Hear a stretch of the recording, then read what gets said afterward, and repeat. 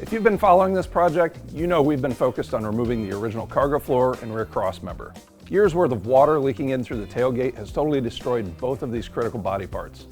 And we couldn't really call it a proper restoration without completely replacing them.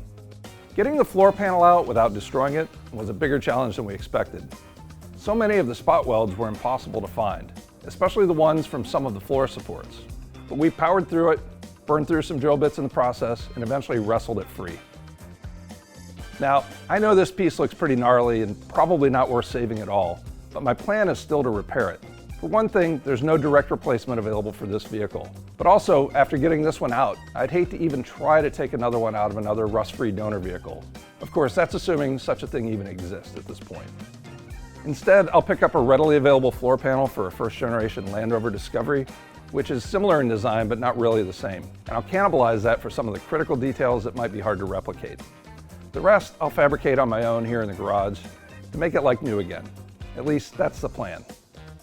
Turning back to the cross member, we'd already cut out the large center section. We just needed to cut the corners free from the rest of the rear bodywork before we could unbolt what was left of them from the frame. This required drilling through a bunch more of those impossible to find spot welds. We also raided the tool chest and dug out the seam buster tool to break through some hidden welds where a drill simply wouldn't fit. You can see here just how much the original cross member had disintegrated, and what a nightmare it was to remove. This new aftermarket replacement looks to be far more robust than the original piece ever was. Even just sitting in place, you can tell how much more solid this back end will be once we get done rebuilding it. The next step will be to clean up the sheet metal surfaces where the cross member will mount. We'll also have to straighten some of the nearby metal work that was twisted and bent in the process of getting the old stuff out of there.